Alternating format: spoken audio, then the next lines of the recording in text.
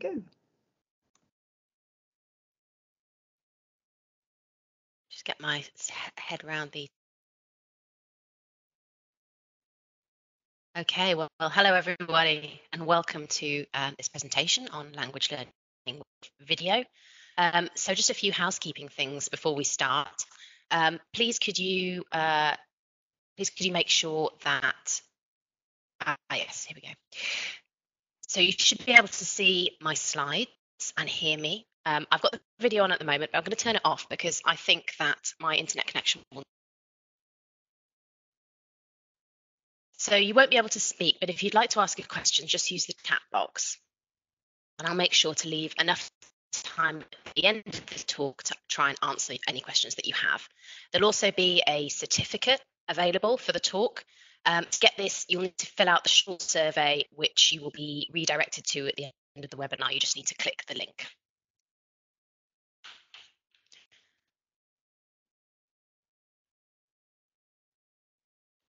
So in this presentation, we'll take a look at the ways in which the use of video for teaching English is changing. We're going to explore some of the basic principles for use of video content, and we'll look specifically at the pros and cons of using YouTube. I'll then illustrate some of the approaches taken by Cambridge University Press when it comes to using video for language learning, and I'll end with some recommendations for further reading on this topic. So you're probably used to being asked to turn off your phones at the start of conference talks. But in this case, before we get started, you need to take out your phones if you have them to hand and go to menti.com and enter the code 22103. So I'd just like to ask you a few questions about how you use video in the classroom. So I'm going to bring up my menti.com now. That's the code is 22103. That's menti.com. And so the first question is, how often do you use videos for language teaching? So how often do you use videos for language teaching?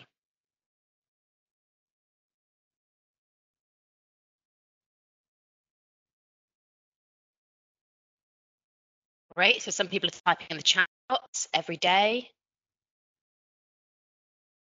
sometimes, every lesson.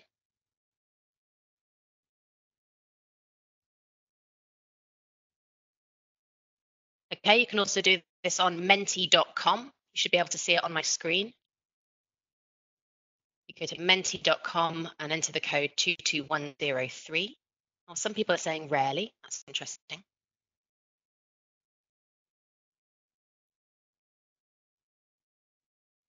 Okay, not having a lot of success with the voting, but it's okay because we're getting the answers in the chat box.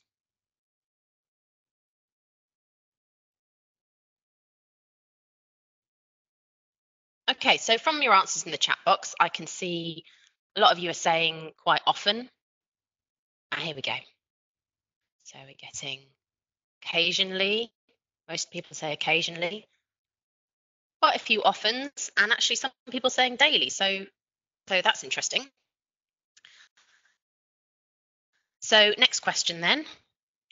Why do you use videos with your students? So 1 or 2 words.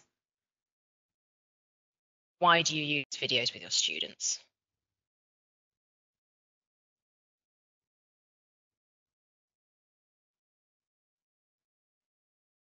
Okay, interaction.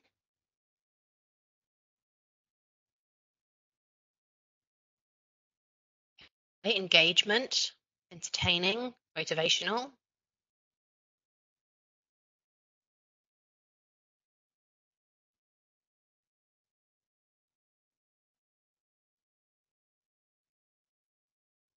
Okay, so the bigger the word, the more people are saying it. So motivation is a big one. And entertainment.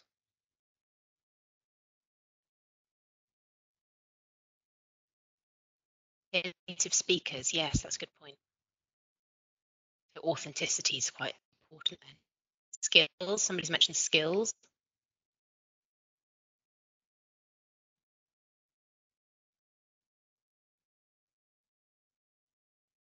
Great. So just a couple more minutes on this.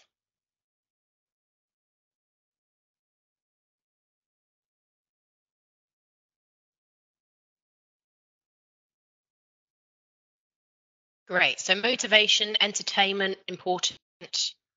Native speakers, so that level of authenticity. Introducing topics. Great. Great. So that's really interesting. Obviously, lots of uses of video, and we'll be exploring some of those uses in this talk. So I shall go back to my presentation. Thank you for that. So we're going to be exploring why you use video in a bit more detail in a moment. But first, let's go back in time. Some of you may remember that video in the language classroom looked a bit like this. I certainly remember from my school days, but also from my teaching days. Wasn't unusual to have to sign up to use the video room if you wanted to use it in our school, and that was less than a decade ago. So things have moved on, of course, a lot in the last few years, but school technology can be a bit slower to move on.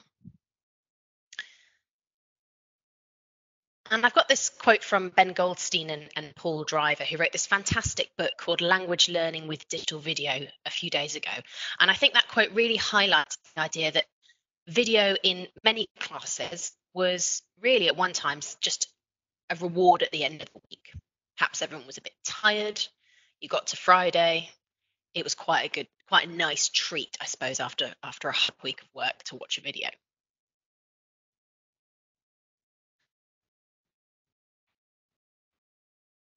But as Goldstein and Driver point out in their book, video is becoming the preferred medium for entertainment and information presentation, and the chief cultural resource for many young people. Video is everywhere. And of course, access to video content, the volume of video content, and our expertise in using video has, of course, changed over the past few decades. And that naturally has an impact on teaching environments as well. But I'd ask, just because video is the preferred medium for entertainment, as Paul Driver and Goldstein say, just because it's the preferred medium, is that a good enough reason to be using it in our teaching? And are we really paying enough attention to the purpose and the value of using video inside and outside the classroom? So if we go back to the 1980s, again, this is from Jane Willis's 1983 paper, which is also referred to by Goldstein and Driver, we'll find that the questions about the use of video, they're not new. This herself in 1983 identified 4 main uses of video that are still just relevant today. And those are language focus, skills practice, stimulus, and resource. So we'll have a look at each of these in a bit more detail. So starting with language focus, when video is used for language focus, we typically mean that it's used to model the target language. So usually that's grammar and vocabulary, but actually it could really be any aspect of the language. And one of the advantages of using video is that it can show language in context. Some of you picked up on that in your answers earlier. Now, of course, audio can be just as effective for that as well, but video has that engagement factor that makes language input and focus on language a bit more fun. So modeling the language, of course, it can be grammar, and it's usually in context.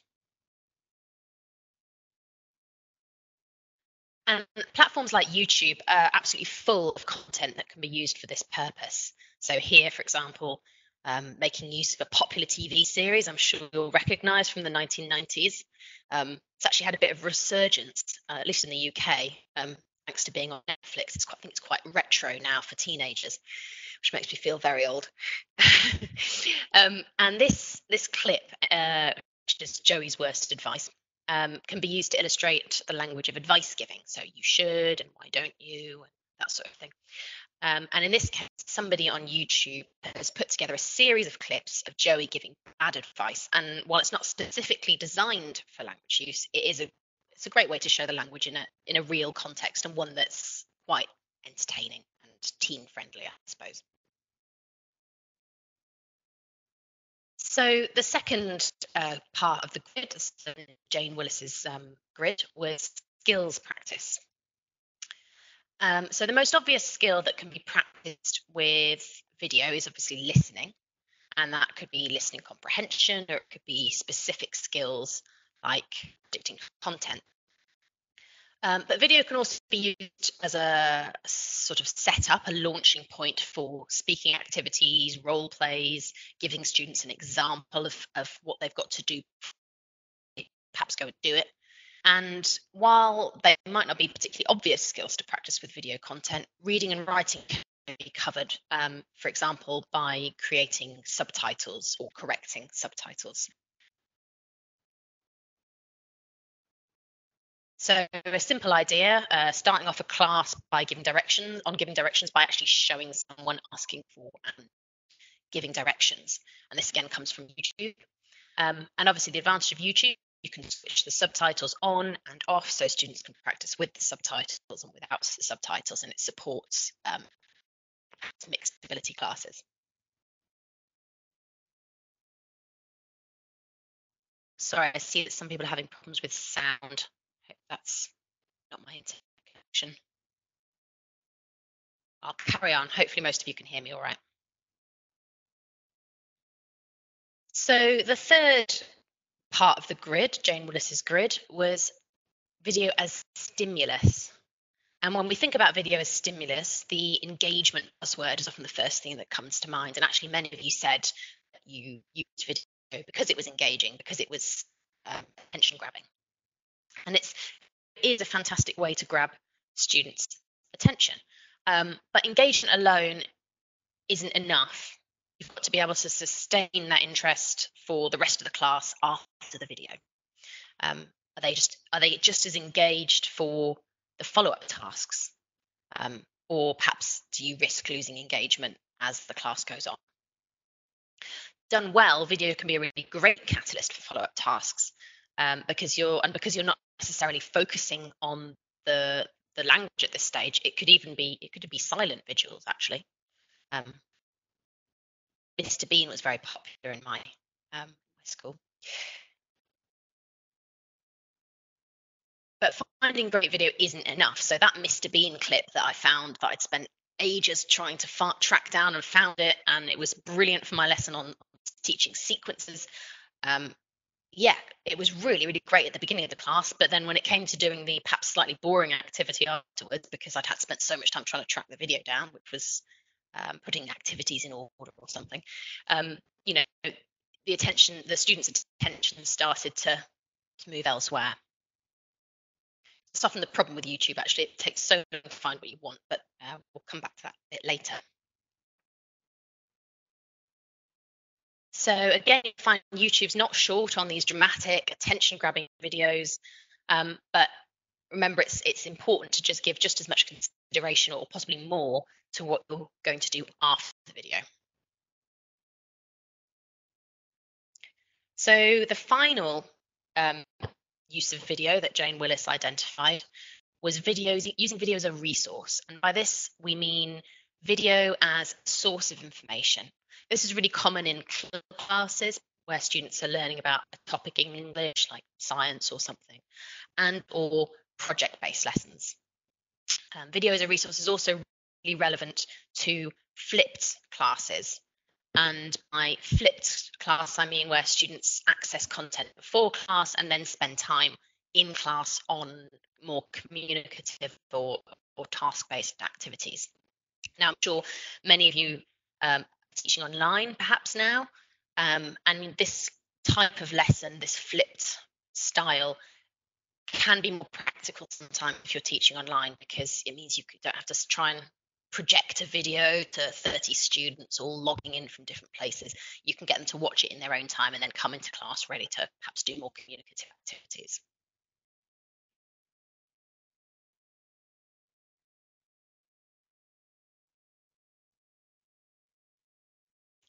So perhaps one of the best known examples of this type of flipped class activity is the Khan Academy. I'm sure you'll have encountered this. So videos like these can be used fully online and self-access, or as a resource for flipped classrooms. There's nothing new about flipped classrooms, by the way. They've been around for decades. The idea that students do some pre-work before class and then come into class, having done that. But what's new is the volume of video content that is available now, often free of charge to teachers and students.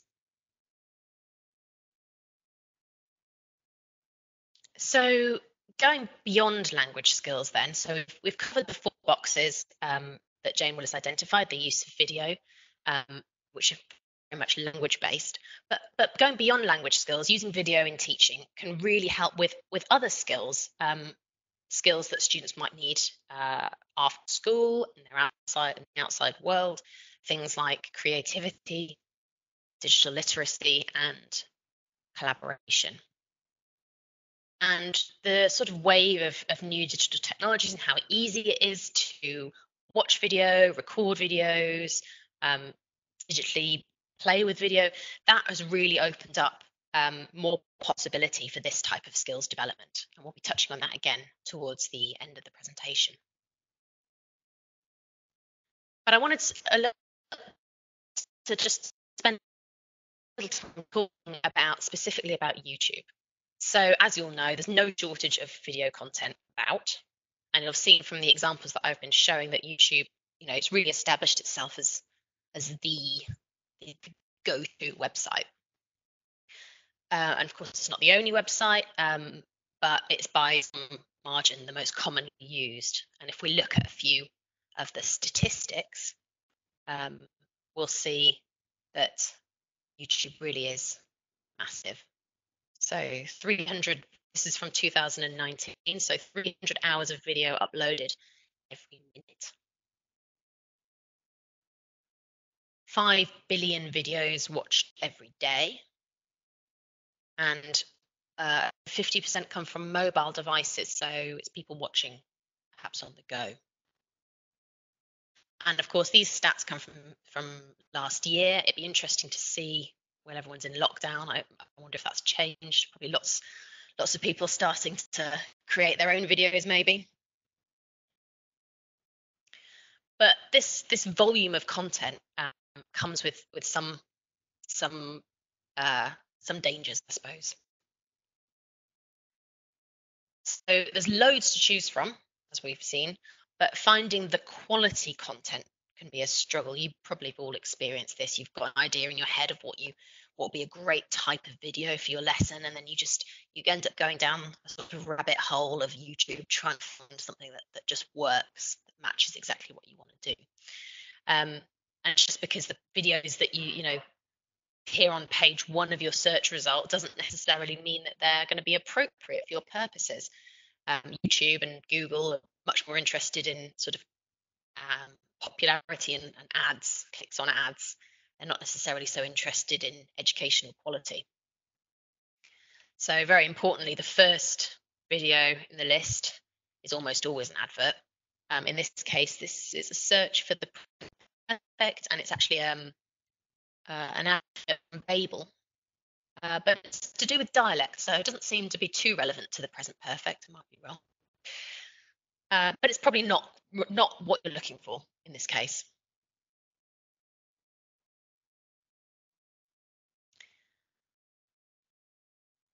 So YouTube does have a filter function, and that is helpful. So you can click on this filter button and you can filter results in different ways, so including rating and view count. But this still doesn't provide necessarily everything you might want from a filter. So you can't find out, for example, the language level. And if you're searching for something, you might find a lot of one type of thing. So you might find a lot of people very happy to explain the present perfect. But if you're looking for more complicated areas of grammar, you might find it a bit more challenging. There's not many YouTubers willing to tackle participle clauses with adverbial meaning.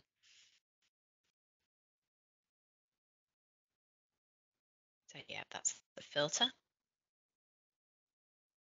And there's a few other points that it's worth bearing in mind if you're using YouTube in your class or giving recommendations to students, especially younger students. So first of all, It's advisable to watch the video all the way to the end. Quite often videos, appear quite innocent on the surface of things, but then something controversial or shocking might appear towards the end. It sounds obvious, but people are not always terribly nice on the internet. So be aware that offensive comments may appear below the video, and unfortunately quite often do. And the last point is not an issue if you're just recommending videos to watch, but permissions could become an issue if you're creating, sharing, and hosting content for you and other teachers to use. So it's worth checking permissions if you're doing that.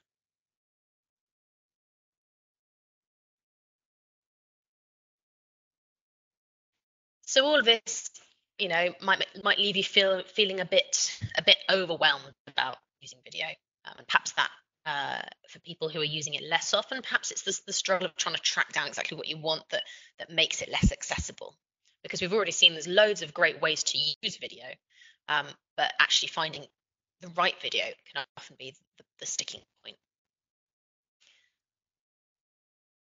So if you prefer to spend a bit less time trawling YouTube, or perhaps no time at all, here are some examples of how video is used in some Cambridge courses, or a Cambridge course. So the following examples come from Own It, which is a new 4-level secondary course, which uses video quite extensively throughout the course. And while these examples come from Own It, this is actually very, the points that we're talking about are very relevant to lots of other English courses, and perhaps if you're putting together course materials yourself. So if we're talking about videos in English language courses, first thing to note about it is what it has that YouTube doesn't, is that the videos is risk-free. So you know that the content will be appropriate for your age group that you're teaching, and it'll be appropriately matched to the content in the course book.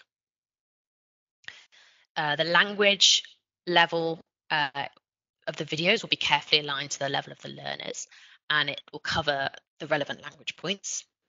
And of course, there'll be ready-made activities that link to the video content, which will have clear purpose and outcomes.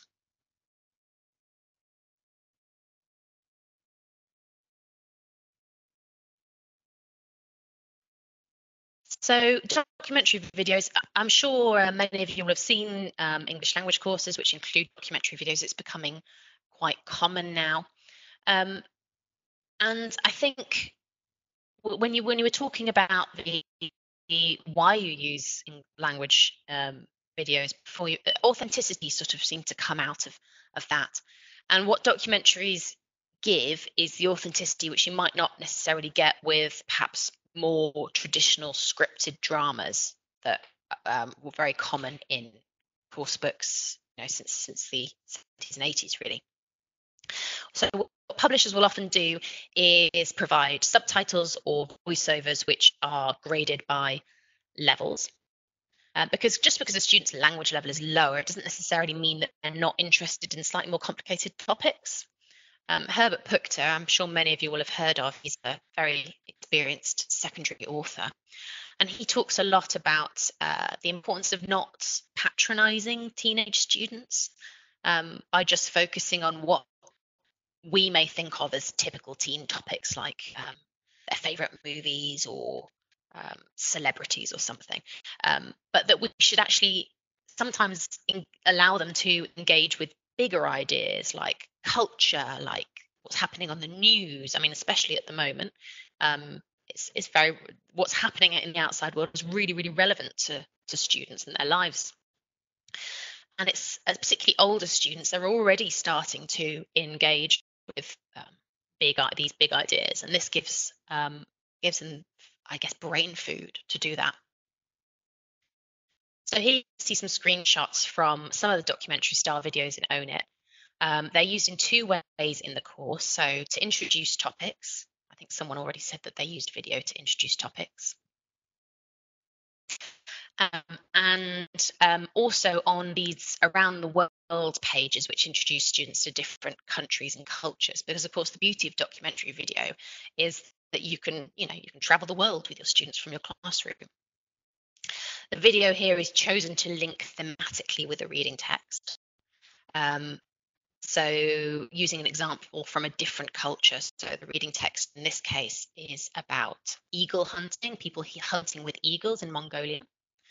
And the video that goes with it is about people using camels in the Middle East. So it's all about people's relationship with animals. And this encourages comparison, exploring these different cultures, encourages comparisons between different cultures, hopefully allows students to find things in common. But it also explores bigger topics like humans' relationship with animals in a real life context. The language of the video is, of course, graded, but because the video footage is real, it gives that authenticity. So another way that authenticity gets added into courses is by making sure that your video uses language that is that students might hear if they're watching, say, English language TV or films. Students quite often like the idea that they're learning this up-to-date language that they might encounter on the streets of London or whatever. And so in Own It, we've done this by incorporating everyday English videos with these common colloquial or slang words and phrases on speaking pages. And they're sort of fun, light-hearted ways of showing the language in context and preparing students for whatever speaking activities come next. Typically in English language course books, as I said briefly earlier, you'll often see dramas or vox pops, which are designed mainly for language focus and skill practice. So that's going back to the grid that Jane Willis talked about in the 1980s. So this type of video, it's been around for a really long time, and I think it's probably an expectation now for English language course books. So in Own It, the vox pops appear on the grammar pages, hopefully making grammar a bit more interesting. And they feature teenagers talking to the camera in this YouTube vlog style way. And what makes these videos slightly different is they also incorporate a grammar presentation. So it's using the language from the video to teach whatever the grammar point is. And so these can be used in class as an introduction to the lesson, or in a flipped classroom model where you ask students to pre-watch the video, or even potentially as a review for students who are particularly struggling with that particular grammar point. So for Own It, students have access to these videos in their online homework.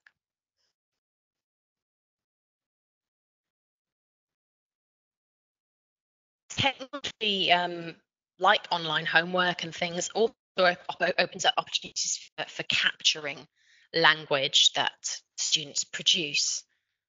So digital homework, for example, Own It allows them to record responses to their questions and to send the recordings to their teacher for marking. And this can all be done by on mobile phones, actually, but also obviously on computers. This is something that could be quite easily done via WhatsApp as well, or another platform. So the next logical step is, of course, video recording. When students become creators of video content rather than just watching and responding, it opens up loads of new opportunities for engagement and stimulus, and also the development of skills adjacent to language learning. So things like creativity, digital literacy, and collaboration. So here's an example in Own It. When students have watched their grammar video, they can then log into their digital homework and they're guided through the steps of recording their own vlog. So of course, what you could do, you could get students to go away and record themselves on their mobile phone. You don't need this platform. But the advantage of this is that it guides students through the steps of recording their vlog. So it might be a bit intimidating to say to a student, go off and record yourself, say advice, for example. But particularly younger students might really not quite know where to start. So having a scaffolded approach to creating video, particularly with the younger students, it's a good way to get them used to doing this kind of task. And of course, recording themselves is much more than just a production exercise. By watching themselves back, they're able to correct their mistakes, they're able to work on pronunciation, and of course, all the while they're doing this, they're working on their video production skills. Perhaps that's not on the syllabus for most English courses, but it's not a disadvantage.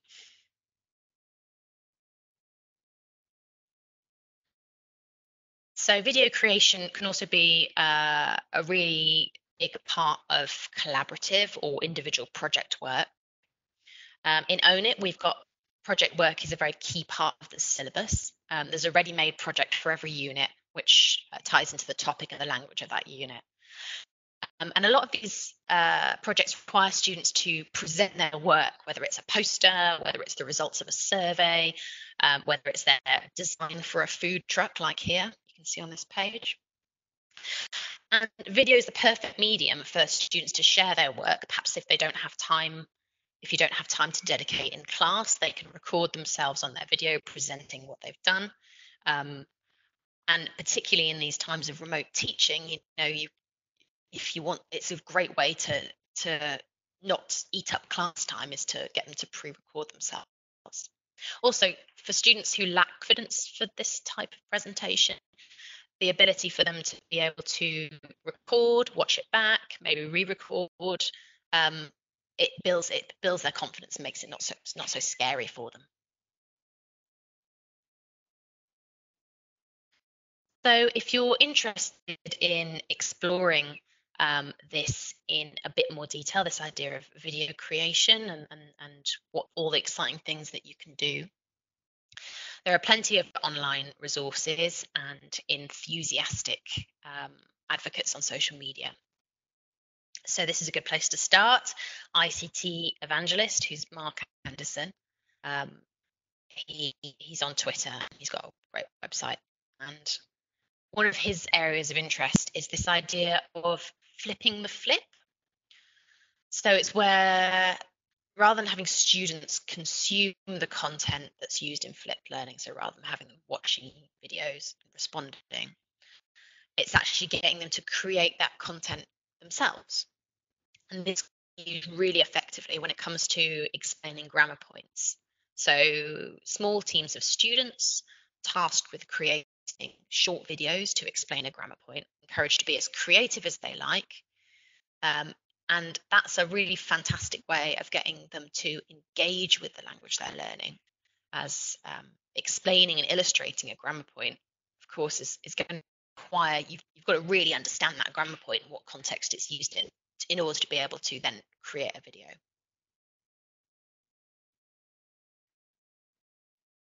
So other resources that might be useful are Cambridge's World of Better Learning blog. So here we've got a post from Ben Goldstein. So he's the author of the Language Learning with Digital Video book that we were talking about earlier, on the value of using video with screen agers. And Ben's written quite a lot for the World of Better Learning blog on video. So that's a really useful, freely accessible resource. He's also done some webinars on using video in the classroom, and you can access the recordings of those webinars via this blog as well. Have a quick drink.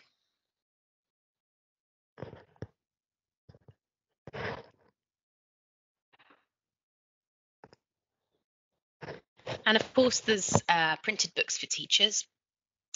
So like the Language Learning with Digital Video book. There's video in courses, like in Own It. And also freely available research papers from our language research team.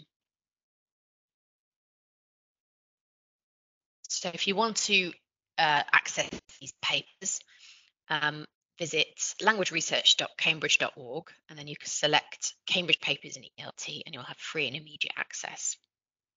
And the nice thing about these papers is that they include a section on the research and what the research says, but they also, or a lot of them anyway, include a section written by a teacher or a teacher trainer on what that means for teaching in the classroom, what that means for what's the takeaways from that research that you can then go out and use in your classrooms. And that's all freely available at languageresearch.cambridge.org.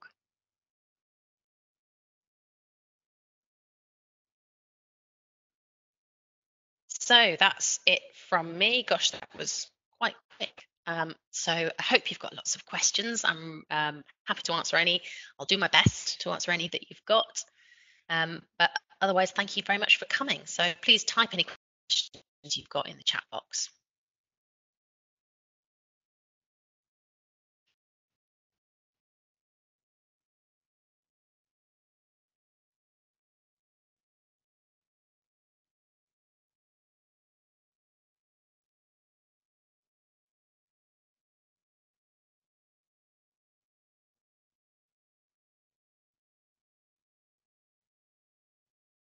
Thanks, everybody. Hope it's given you some ideas for creating videos.